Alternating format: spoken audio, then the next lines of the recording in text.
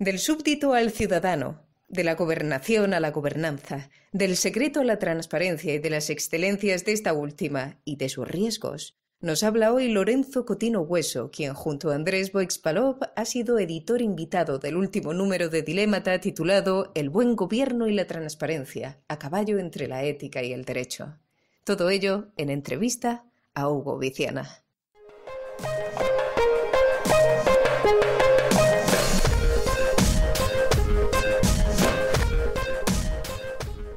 Lorenzo Cotino, eres catedrático de Derecho Constitucional en la Universidad de Valencia y uno de los editores del último número de Dilémata, con el título de El buen gobierno y la transparencia, a caballo entre la ética y el derecho.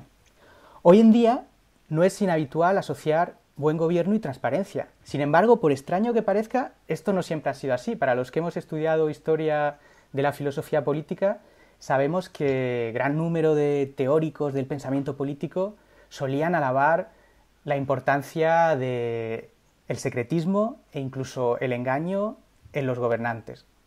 ¿Cómo ha dado tantas vueltas el mundo? En efecto, muchas gracias primero que nada por esta entrevista. Estoy encantado de participar con vosotros, por la labor que hacéis. Y en efecto, Dilémata nos ha ofrecido publicar este número monográfico sobre un tema que, como sabemos, está de moda y esperemos que más allá de una moda pues se cale un poco en la sociedad. Pero la pregunta que haces es del todo acertada. En la historia, precisamente, tanto la burocracia y el gobierno, como un concepto más de gobernación, pues el mejor gobierno, incluso cuando se hablaba del buen gobierno, que es un concepto bien antiguo desde Santo Tomás o Santo Tomás Moro, por ejemplo, pues el buen gobierno para llevarlo a la práctica necesitaba del secretismo. Los secretarios eran los que guardan los secretos, como bien señalas. Y en cierto modo, hoy día, en algunas áreas, pues para ser más eficaz en lo que es la dirección, pues se necesita el secreto. Ahora bien, la sociedad ha cambiado mucho. La sociedad ha cambiado mucho, afortunadamente, en las sociedades democráticas sobre todo, pero en general las sociedades son tan complejas hoy en día que hemos pasado de sistemas de gobernación verticales a sistemas cada vez más horizontales de gobernanza, en el que la ciudadanía tiene que poder fiscalizar un poco la acción de gobierno, en la que los gobernantes no simplemente gobiernan por decreto, sino que tienen que convencer, y para poder hacerlo pues se necesita una de las virtudes de esta nueva palabra de la gobernanza, una de las esencias es la transparencia, para que, entre otras cosas, pues la ciudadanía pueda ver y exigir la responsabilidad y para que pueda participar. Y ahí es donde, sobre todo en los últimos 40, 50 años, pues hoy en día pues es muy difícil hablar de un gobierno que sea bueno y que no sea transparente. En los ensayos que figuran en este número especial sobresale una idea, la de que estamos viviendo, en cierto modo, una transición entre lo que sería una cultura del súbdito, de la que venimos, y una cultura del ciudadano. ¿Qué papel pueden jugar las leyes, y en especial leyes como la ley de transparencia, en esta transición? Pues buena pregunta también, lo has señalado. Venimos de una cultura que incluso en democracia, sobre todo en las sociedades latinas, en muchas sociedades europeas, pero sobre todo en las latinas, también venimos de una administración jerárquica, una administración que tiene mucho que ver también con la tradición católica. Frente a esta cultura, las tradiciones sobre todo más anglosajonas, también las calvinistas, han llevado un sentimiento de que más que súbditos sometidos a un poder, los ciudadanos pues somos tales, somos ciudadanos, somos parte de ese poder. Entonces esto cambia, y de hecho lo he señalado antes, de unas organizaciones políticas y administrativas burocráticas y de natural jerárquicas, se van aplanando. No pierden su naturaleza jerárquica, que es necesaria para la dirección política, pero se van aplanando, se van haciendo más horizontales, y el ciudadano ya mira de tú a tú al poder, o al menos en la teoría. Y sobre esa base, en efecto, es una cultura política nueva que exige, entre otras cosas, la transparencia. Y, en efecto, uno de los elementos, no el único, porque el elemento cultural es esencial, pero uno de los elementos es la legislación. Y desde los últimos, aunque la ley más antigua de transparencia es la ley sueca de 1768, es decir, que no estamos hablando de algo totalmente nuevo, sí que es cierto que sobre todo desde mitad del siglo XX hacia ahora, pues van surgiendo cada vez más leyes de transparencia. Y sobre todo han venido precisamente del ámbito anglosajón o de ámbitos culturales calvinistas, como puedan ser los países nórdicos, Estados Unidos, Holanda, que han sido grandes referentes en esta materia, frente a, como decía, la tradición más opaca de otros países en los que las leyes de transparencia nos han llegado relativamente hace poco. Y las leyes no cambian todo, haciendo una ley no cambia todo, pero obviamente también tiene un factor de pedagogía, un factor de dinamicidad de la sociedad y una cierta obligatoriedad. No obstante, en este sentido, adelanto ya un dato. La mejor ley del mundo de transparencia, por unos análisis que hay estandarizados por una serie de indicadores, más de 100 indicadores, es la ley mexicana, recientemente reformada, pero que ya desde hace unos 15 años tiene una ley muy potente. Y es la número 1.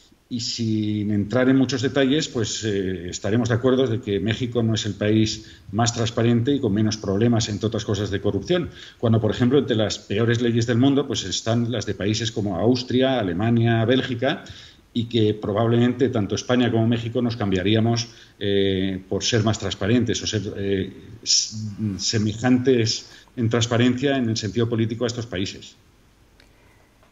Quieres decir, por tanto, que la cultura y las leyes interactúan, ¿no?, de un modo a veces complejo. Claro, la normatividad genera normalidad y también a veces sucede al contrario. Lamentablemente, muchas veces la normalidad, que nuestra normalidad de estos países que tenemos más problemas, pues genera que las leyes a veces, aunque existan, no siempre se cumplen. Hay una interactuación, una brecha abierta a veces entre el derecho y la realidad, que a mí me gusta poner muchas veces el ejemplo, que quizá no sea más cercano, de las leyes de protección de datos. Los oyentes igual se sorprenderían de saber que en España hay una ley orgánica con unas sanciones muy, muy fuertes desde el año 92. 92, y más de uno de los oyentes dirá, uy, pues a mí me suena todo esto como muy reciente. Es decir, aunque existan las leyes, pues se tiene que ir adecuando la sociedad también a esta normatividad. Y en eso estamos. Y en eso España pues ha entrado desde el año 2013, en diciembre. Fuimos el último país, el penúltimo país de la Unión Europea en aprobar una ley de transparencia en sentido moderno. Solo quedaba Chipre detrás de nosotros, que prácticamente era una especie de paraíso fiscal, y bueno, pues estamos empezando a cambiar. Y por suerte, antes decía que la transparencia es una moda, tanto para lo bueno como para lo malo, y estamos en cierta ola de la moda de la transparencia, el buen gobierno, el gobierno abierto, y hay que aprovecharla para que se filtre un poco en la cultura política. Sí, Lorenzo Cotino, tú has escrito sobre los obstáculos que rodean a la aplicación y también reforma de dicha ley de transparencia en España. ¿Puedes comentarnos, aunque sea muy brevemente, un poco sobre esto?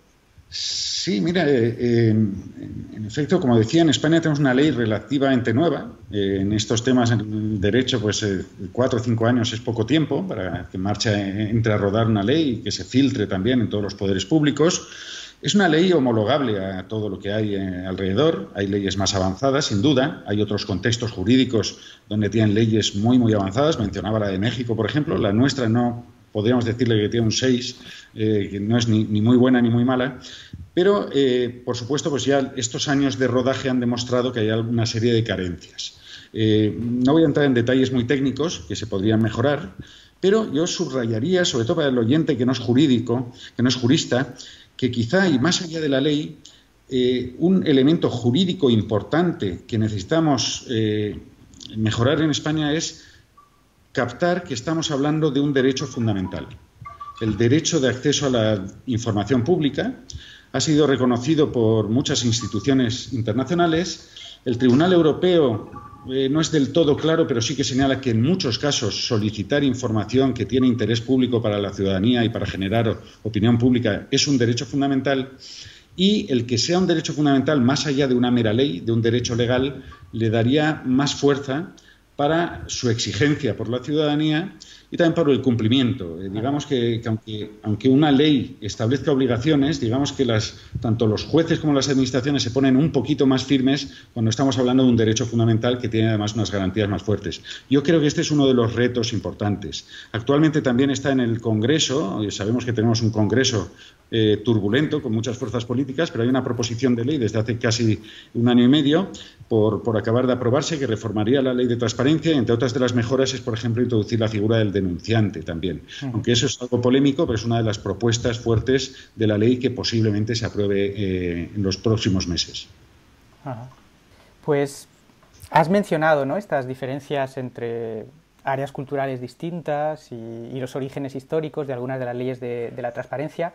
Copiar lo que funcione parece ser una heurística que a modo de coletilla va calando en la sociedad española. En ese sentido, varios trabajos en este número de Dilémata hacen hincapié en la importancia del aprendizaje social para el buen gobierno. Aprendizaje social aquí entendido como la perspectiva comparada, ¿no?, con otros países. Ya nos has comentado un poco, está claro que es más difícil copiar la cultura o adaptar los modos culturales de la noche a la mañana de otros lugares, pero ¿qué podemos comentar sobre estos trabajos a grandes líneas, ya que disponemos de poco tiempo? Claro.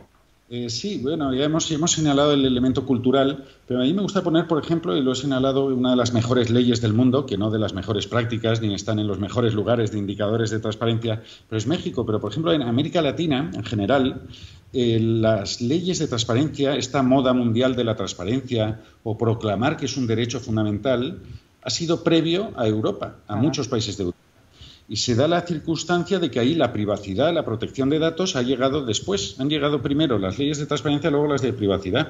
Con lo cual, pues desde el punto de vista de la transparencia, quienes tienen que aplicar estas normas, las propias administraciones, hasta tienen más interiorizado, y cuando han de hacer una ponderación entre transparencia y privacidad, pues como llegó primero y el que da primero da dos veces, pues muchas veces pues son más proclives a reconocer el derecho de acceso. Sucede también en los países nórdicos o en Holanda, incluso en los países anglosajones, donde la privacidad es importante, pero la transparencia ha llegado antes y hay una mayor tradición. Hemos visto películas como Erin Brockovich en el ámbito del medio ambiente, hemos visto series como series de, por ejemplo, de Borgen sobre Dinamarca. Ajá. Y ahí podemos apreciar esa cultura. Y es que decía antes que cuando algo es un derecho fundamental, pues en ocasiones se ponen todos firmes. Y ahí cuando un periodista o un ciudadano pide una información, casi que dejan de respirar y dicen, ojo, es que en 24 horas casi vamos a tener que facilitársela, porque no nos acusen de no ser transparentes. Y entonces, pues esa cultura pues ha de ir llegando poco a poco y hemos de ir copiando también buenas prácticas. Obviamente esto no es cosa de Zamora, no se ganó en una hora, pero también es cierto que en España en los últimos 5 años están mejorando a marchas forzadas en estas materias.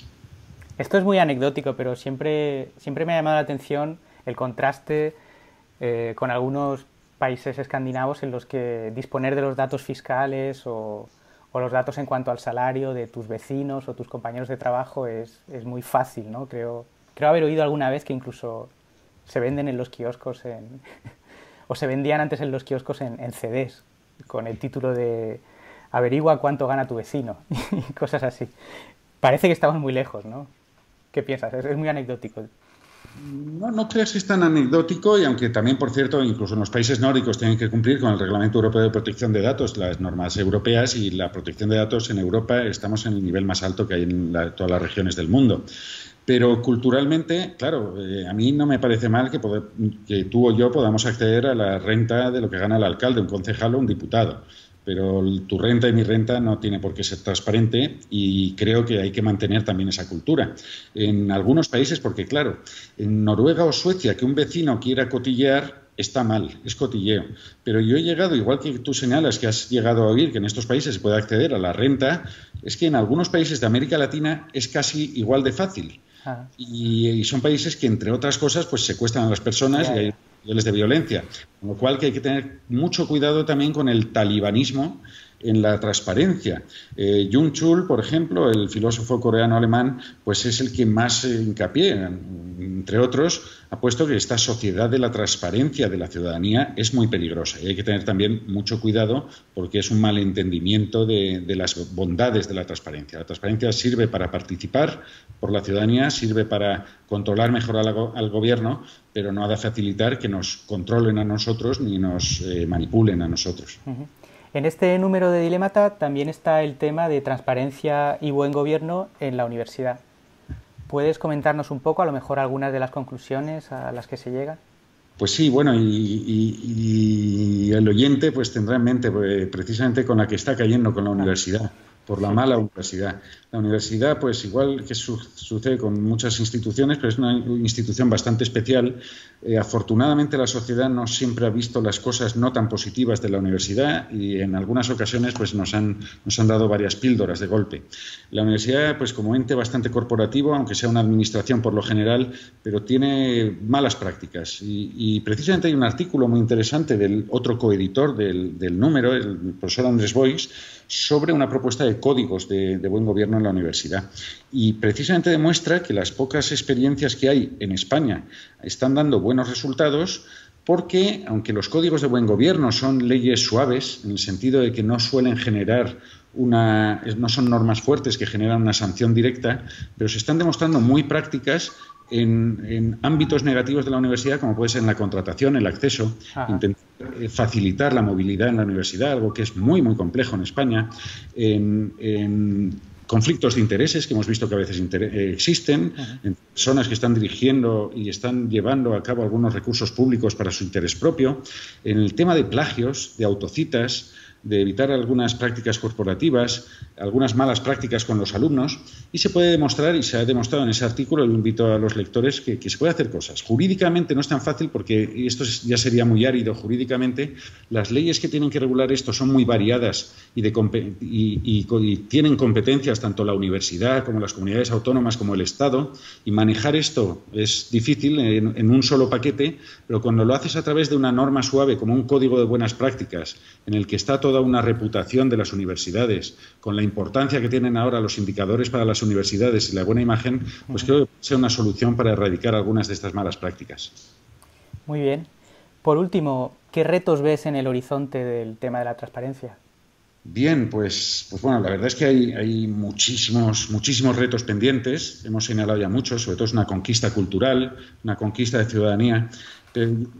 Yo subrayaría, la transparencia ha tenido varios hitos en la historia. Estamos ahora en pleno hito tecnológico y la transparencia es electrónica o no será, pero yo como cuestión de futuro subrayaría que la transparencia va a ser casi la única garantía que nos quede a los ciudadanos cuando este mundo sea algorítmico, cuando las grandes decisiones de nuestras vidas, tanto del sector privado como del sector público, quiénes nos van a contratar, qué vemos en Internet, qué contenidos nos ofrecen, qué precios nos van a ofrecer individualizados porque saben a qué estamos dispuestos a pagar cada persona de manera diferente. Es decir, tantas y tantas decisiones en el futuro las están adoptando las plataformas, la economía colaborativa y los algoritmos y el Big Data. Y ahí los grandes sesgos, los grandes peligros de manipulación, los grandes peligros de discriminación, de sexo, raza, religión y otras tantas nuevas discriminaciones algorítmicas, casi la única herramienta que va a quedar en manos de la ciudadanía es que si alguien toma una decisión sobre nosotros, podamos preguntarle y que nos puedan contestar lo más posible sobre qué criterios, sobre qué datos de nosotros han tomado esa decisión y la lógica algorítmica más o menos que ha guiado esa decisión. Porque se está demostrando, porque ya hay bastantes decisiones algorítmicas, en muchas ocasiones los datos masivos llevan a errores masivos. Necesitamos transparencia frente a la caja negra de las decisiones algorítmicas. Muchísimas gracias. Muchísimas gracias, Lorenzo Cotino.